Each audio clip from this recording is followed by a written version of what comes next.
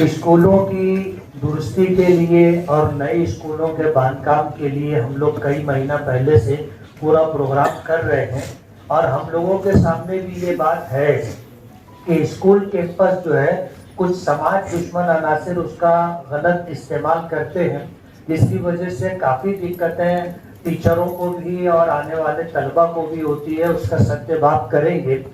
जब स्कूलों की दुरुस्ती हो जाएगी, वॉल कंपाउंड हो जाएगा, नया बांधकाम होगा, तो आगे के जो हिफाजत का मामला है वो भी इंशाल्लाह करेंगे। मुझे सिर्फ आखिरी बात ये कहनी है कि जहां हम लोग इस बात की कोशिश कर रहे हैं कि हमारा कैंपस जो कारपोरेशन के जरिए चलता है स्कूल वगैरह, वो प्राइवेट स्कूलों के बराबर हो, उससे अच्छा होना चाहिए ताकि गरीब बच्चों को तालीम मिल सके।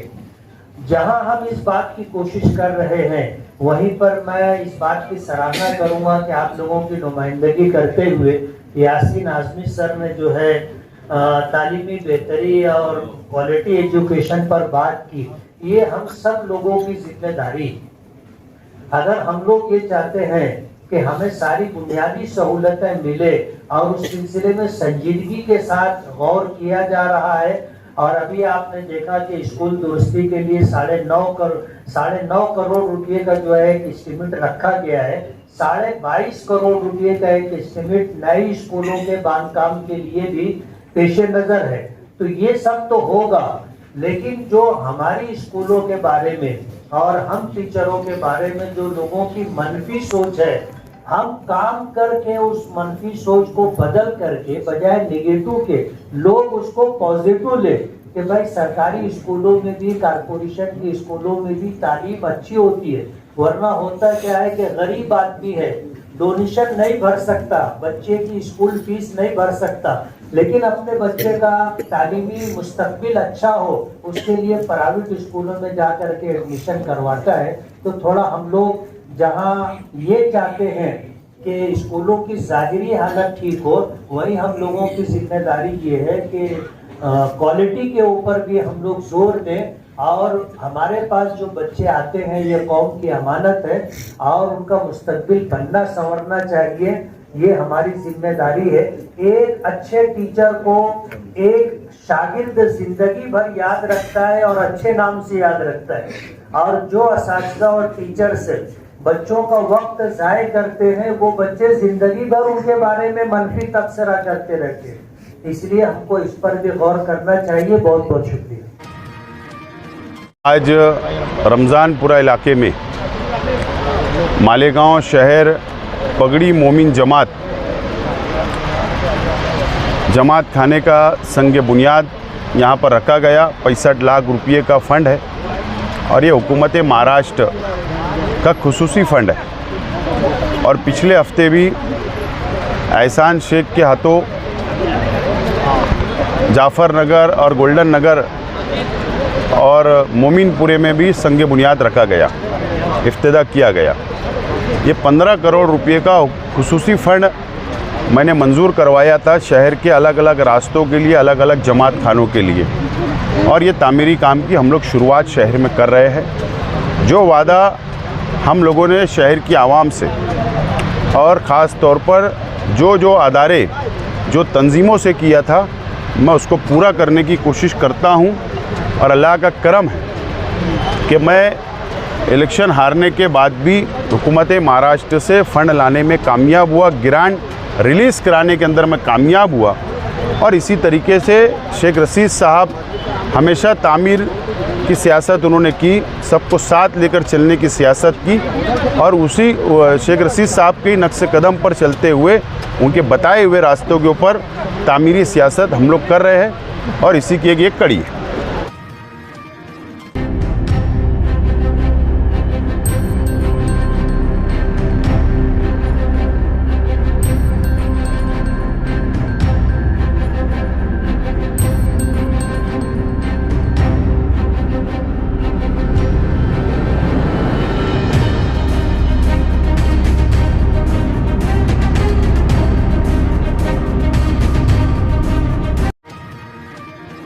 कल वो जो अंगार डीपी की अंगार लगी थी, तो वहाँ के मुकामी लोगों ने और अपनी गाड़ी में जाके आग बुझा दी थी।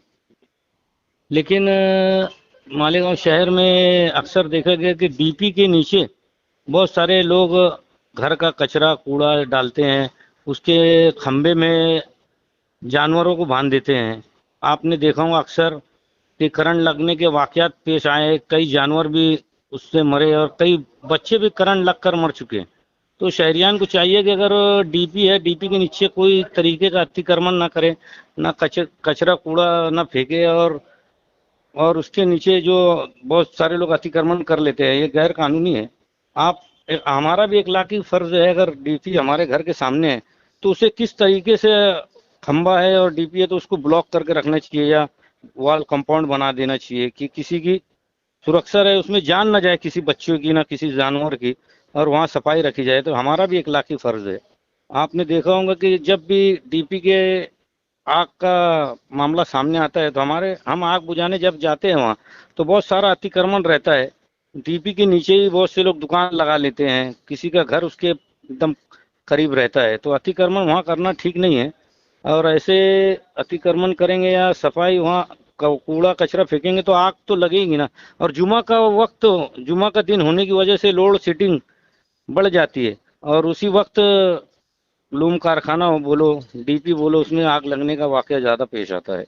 तो हमें चाहिए कि हमें भी कुछ सेफ्टी गाइडलाइन कर रखना चाहिए। अल्लाह कबूल फरमाए भाई, 1 रुपया चाहिए बस, देखो इधर हमारी माँ बहन आ रही है, तो भाई 2.5 लाख पार हो तो आराम से मत बैठो। जो मकतब इसको के अंदाज में देखे छुट्टी में इसको जिसने सबक याद किया, और कहने वाले ने कहा था कि मंजिल से आगे बढ़कर मंजिल तलाश कर, हर एक से होना वैसे भाई। अल्लाह कबूल फरमाए भाई, कोई महरूम नहीं है भाई। 1 रुपया 2.5 लाख रुपये का आंकड़ा बाबेश्वर गेट के लोगों ने पार करवा दिया है। बस में अजीज वालों ने, हजारे अशरफ वालों ने, हाजी इरफान ग्रुप वालों ने, अनवरुल मशरफ वालों ने, मसीह फातिमा बशीर वालों ने 2.5 लाख रुपये का आंकड़ा कब से पार करवा दिया। अरे सर देखो, हमसे छुपा करके रखा है जिम्मेदारों ने, जब कहा कि 2.5 लाख का लोग सुनने के लिए बहुत बेचैन है तो कहा खोल दो। अल्लाह कबूल कर, देखो भाई ज्यादा है। अल्लाह कबूल हाथ मत रखे, पंजाब वाले बहुत पैसे में हाथ रखने से काम नहीं बनने वाला। शहादत नहीं उठाओ, छोटा नहीं छोटा। अल्लाह कबूल फरमाए, अल्लाह कबूल फरमाए। यही में जी 11:44 मिनट है, यानी 16 मिनट बाकी है। अल्लाह कबूल फरमाए। क्या बात है, फलक तो जिद है जहाँ बिजलियां गिराने की, हमें भी जिद है वही आशिया बनाने की। मालेगांव शहर में पावरलूम मजदूरों की मजदूरी कारखानादारों को हर हाल में बढ़ाना है। ये मजदूरी कम से कम 30 पैसा पर मीटर किसी भी क्वालिटी की, किसी भी वाहन में, किसी भी फर्नीचर में ये मजदूरी आपको बढ़ाना है, वरना आप ये बात समझ कर चलिए कि आपका सामना, आपका मुकाबला राष्ट्रवादी कांग्रेस पार्टी और सलीम रिजवी, जिसकी मेरी एक अलग वो बात है, मैं उसके बारे में नहीं जानता, लेकिन मैं बता दूं कि हम न झुकते हैं, न लपकते हैं, न लचकते हैं। हम जो बोलते हैं वो करने का दम रखते हैं। हम शरद पवार साहब और साथी निहाल अहमद साहब की परवरिश में कार्यकर्ता से आज यहाँ पर सदारत तक पहुंचा हूँ।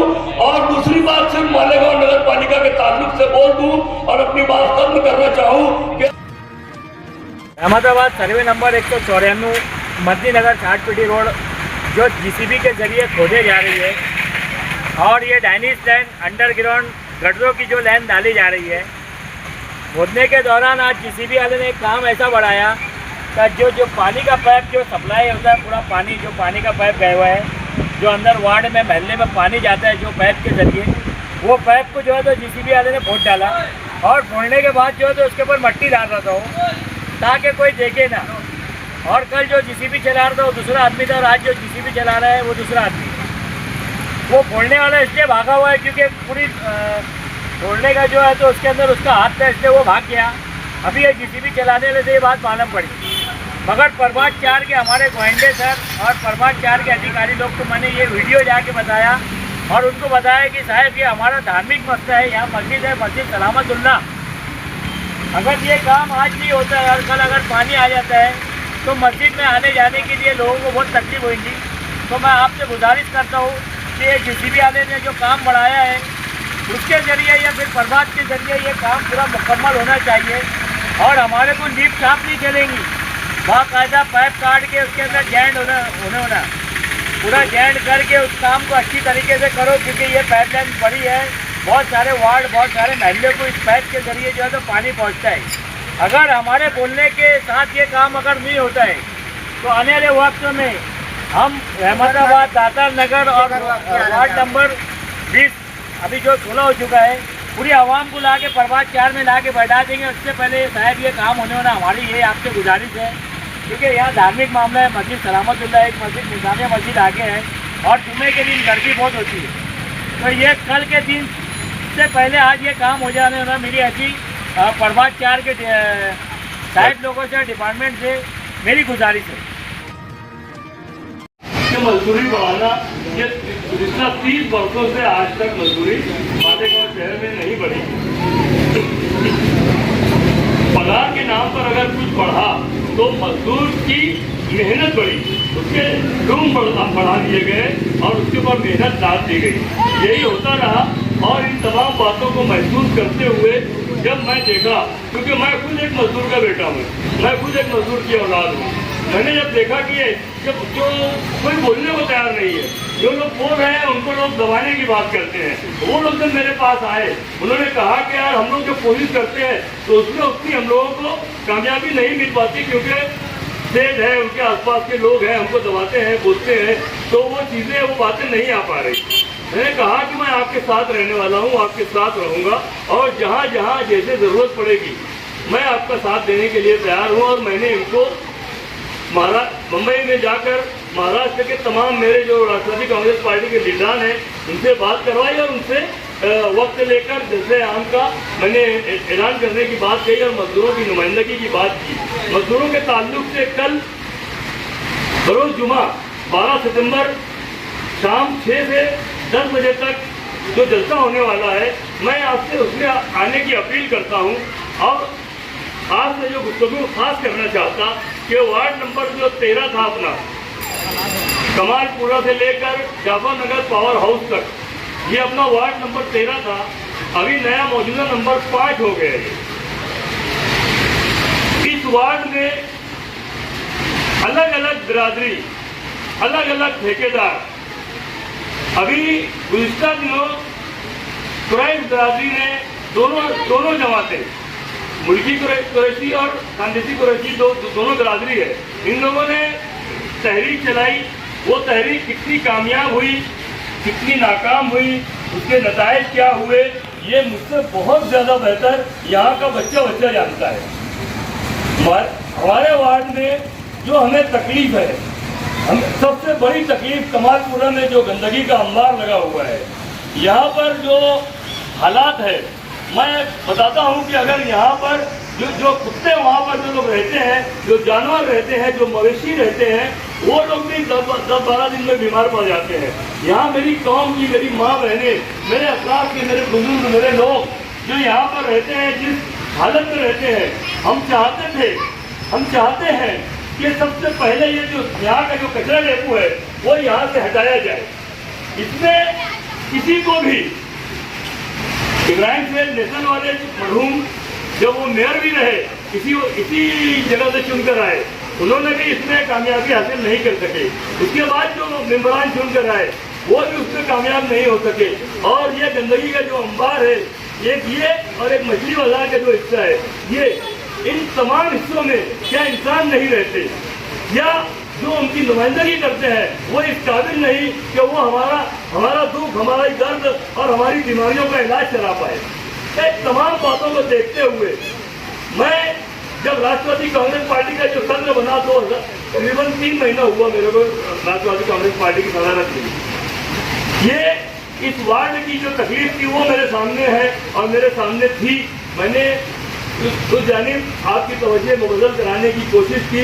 आने वाले दिनों में आपको याद रखना होगा, आपको समझना होगा कि राष्ट्रवादी कांग्रेस पार्टी हर हाल में पुराना 13 नया वार्ड नंबर 5 इसमें राष्ट्रवादी कांग्रेस पार्टी अपने उम्मीदवार उतारेगी और राष्ट्रवादी कांग्रेस पार्टी लोगों की जो ठेकेदारी है, लोगों की जो इजारादारी है, उस इजारादारी को खत्म करने के लिए जरूर अमल में आएगी, जरूर मैदान में आएगी। और मालेगांव शहर में जो हालात है वो हालात मुझे आप बताना कि जो हालात मालेगांव शहर में है, उन नौजवानों से मेरा सवाल है, उन बुजुर्गों से मेरा सवाल है, क्या इस माहौल के बारे में हम अपने घर में अपनी माँ बहनों के साथ, अपनी बीवी के साथ, अपनी बेटी के साथ, अपने अहबाब के साथ, अपने बच्चों के साथ इस मामले में हम बात कर सकते हैं क्या? मालेगांव शहर की जो क़यादत है, उस क़यादत ने मालेगांव शहर को शर्मसार किया है। ठीक है, रोड गटर बनाकर जितनी खुशी आवाम को नहीं होती, उससे ज्यादा खुशी कारपोरेटर को होती है, आमदार को होती है। क्योंकि हमको तो लगता है कि चलो रास्ता अच्छा हो गया, थोड़ा चलेंगे तो साल भर तो चलेगा रास्ता, लेकिन जो उसकी जो असल खुशी है, जो दिली खुशी है, वो मेंबर को मिलती, क्योंकि माल उधर जाता। तो ये जो खुशी है वो एक अलग खुशी है, आम आदमी की जो खुशी है वो एक अलग खुशी है। मैं चाहता हूँ कि पिछले 5 साल 7 साल 8 साल पहले जो हमारी जो संडास है पीछे की, वो जो संडास है उस पर जमात खाना और वहाँ पर शॉपिंग सेंटर अच्छे तरीके से तामीर करना, ये प्रपोजल रखा हुआ है। लेकिन उसको तामीर करने के लिए कोई भी उसमें सक्षम नहीं हुआ, कामयाब नहीं हुआ। तो मैं ये तो चाहता हूँ कि मालेगांव शहर की जो हमारी जो मौजूदा क़यादत है, चलो उस पर बात करते हैं। मालेगांव शहर में जितने बैंक हैं, मालेगांव शहर के जितने सरकारी बैंक हैं, वो तमाम सरकारी बैंक नदी के उस पार चले गए। मालेगांव शहर में जितने ऑफिसर हैं सरकारी, वो तमाम सरकारी ऑफिसर नदी के उस पार चले गए। मालेगांव में खरीदी बिक्री के जो ऑफिस है वो एक रवालगांव नाके में चला गया, एक सटाना नाके में चला गया। आरटीओ ऑफिस अगर हमें लाइसेंस बनाना हो तो वो चला गया 13 फाटा पे। पिछले तो 1999 के बाद साथी निहाल अहमद साहब का जब रूज खत्म हुआ, उसके बाद आज तक इन 25 वर्षों में जिसने इस शहर की नुमाइंदगी की, क्या उसने कभी देखा नहीं कि हमारी माएँ बहनें मालदा से लेकर दयाना से लेकर दरेगांव, फार्मेसी कॉलेज, गोल्डन नगर, जाफर नगर, ये तमाम हमारी माएँ बहनें केवाईसी कराने के लिए बैंक में, लाडली बहना का पैसा निकालने के लिए बैंक में जाना, बुजुर्ग पेंशन का पैसा लाने के लिए जाना, सेवा फंड का पैसा निकालने के लिए जाना, एक चक्कर में वो तकरीबन 100 रुपया 200 रुपया खर्च करते हैं।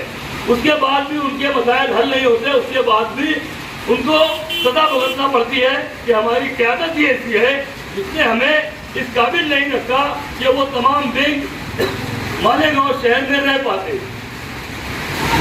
अगर वो तमाम जो बैंक है, वो तमाम बैंक अगर मालेगांव शहर में होते, सपाटी बाजार में, कदवाई रोड पर और हमारे अतराफ के जो हिस्से हैं इसमें होते, तो लोग पैदल जाकर भी अपना पैसा निकाल कर ला सकते थे।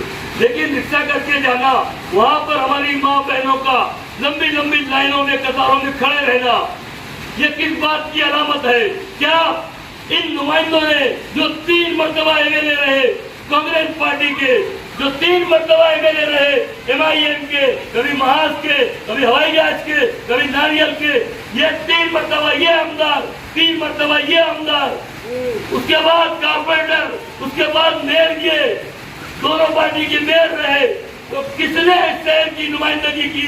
ये किसका काम था कि मालेगांव शहर की जो दुर्गति बनी, जो शर्मसार हुए, जो हम नाकाम हुए, हमारी माएँ बहनें परेशान हुई, तो उसका जिम्मेदार कौन है? कौन कायद है, कौन क़यादत है? वो स्टेज लगाकर बताए कि उन्होंने क्यों नहीं हमारी नुमाइंदगी की, क्यों नहीं हमारी क़यादत की, क्यों इन सरकारी ऑफिसों को उस जानिब जाने से रोका, क्यों नहीं उन्होंने शहर में स्कूलों की तामीर करवाई, क्यों नहीं उन्होंने हॉस्पिटल की तामीर करवाई? आप जानते हो सिविल हॉस्पिटल में एक कच्चा वार्ड की मंजूरी मिली। वो कच्चा वार्ड सिविल हॉस्पिटल में बनना था, जिसमें तमाम लवाजमात के साथ में एक अलग से बिल्डिंग बनती, जिसमें क्रिटिकल केसेस जो दर्जा के होते हैं उन तमाम केसों को बिना मुआवजा वही 5 रुपये और 20 रुपये की पहुंची पे वो डिलीवरी होती, उसका अगर जरूरत पड़ती तो गैस देना और जो वेंटिलेटर वगैरह है उस तमाम चीज़ों का एहतमाम होता। वो हॉस्पिटल दादा भूसे जो हमारे मंत्री हैं आउटर के, उनकी इमा पर वो हॉस्पिटल भी चला गया, सटाना रोड हॉस्पिटल में। ये किसका काम था? क्या ये 114 असेंबली मालेगांव सेंट्रल के एमएलए का काम नहीं था कि वो हॉस्पिटल को मालेगांव में रोके, सटाना हॉस्पिटल में जाने से रोके और मालेगांव सिविल हॉस्पिटल में कम से कम यहाँ तो रखे, नहीं हरम अंसारी में तो कम से कम यहाँ रखते, क़यादत करते। लेकिन इनकी मजबूरी है, इनकी मजबूरी सिर्फ ये है कि जो रास्ते और गटर तामीर करना है, इन रास्तों और गटर में मालेगांव शहर के जो तालीम याफ्ता ठेकेदार, लाइसेंस वाले ठेकेदार है, वो उनके टेंडर में ना घुस पाए, इसके लिए वो दादा भूसे से टेंडर मैनेज करते हैं और टेंडर मैनेज करके 3 फॉर्म खुद के डलवाते हैं और 20% से लेकर 50% तक भागीदारी करते हैं। इसलिए उनकी मजबूरी है कि वो न कमिश्नर को कुछ बोल सकते हैं, न वो दादा भूसे को कुछ बोल सकते हैं, यही उनकी मजबूरी है। लेकिन हमारी मजबूरी ये है कि हम हिस्सों में बटे हुए हैं। वो बोलते हैं अंसारी लोग तो मेरे साथ में, इधर भाई अपने इधर क्या है, इधर वाले के साथ में है। आप शहर के साथ में रहें, आप तामीर के साथ में रहें, आप अच्छी क़यादत के साथ में रहें, आप सोशलिस्ट सेकुलर नजरियात के साथ में रहें। आपकी जिम्मेदारी है कि आप मालेगांव शहर की आन बान शान को जिन्होंने बट्टा लगाया, उनकी कुर्सियों को बट्टा लगाइए, उनको लात मारिए और उनको उन कुर्सियों से उतारिए और उनको इस क़यादत करने से रोकते हुए मालेगांव शहर में आज जरूरत इस बात की है कि सेकुलर ताकतों को, इंडिया अलायंस को, मालेगांव और कांग्रेस पार्टी और राष्ट्रवादी कांग्रेस पार्टी शरद चंद्र पवार साहब, जो ये पार्टियां हैं, उद्धव बाला साहब ठाकरे की जो शिवसेना है, इन तमाम सेकुलर जमातों के साथ में आपको जुड़ना चाहिए, आपको उन्हें कामयाब करना चाहिए। अगर हम अपनी नाम और अपने जो कर्मचारी है उसे रोकना चाहते हैं तो इसलिए आप हमारे साथ जुड़िए, राष्ट्रवादी कांग्रेस पार्टी के साथ जुड़िए। यही अपील लेकर हम लोग आप तक पहुंचे थे। अल्लाह करे आपके दिलो दिमाग में मेरी बातें पहुंचे। और दूसरी एक छोटी सी अपील है कि कल 12 सितंबर बरोज जुमा शाम 6 बजे से लेकर रात 10 बजे तक जनाब शशिकांत सिद्धे साहब, भास्कर बगरे सर और नासिक के दत्तात्रेय पाटिल और सुनील कुसारा साहब दिगर रियासती लीडरान आने वाले हैं। आप इस जलसे को जरूर कामयाब करें। इस जलसे में मजदूरों के ताल्लुक से जो सरकार ने नया जीआर अभी जो कल जारी किया है उस जानिब और मालेगांव पावर लूम मजदूरों के लिए, हक के लिए, उनके हुकूक के लिए हम वहाँ पर आवाज़ उठाने वाले हैं।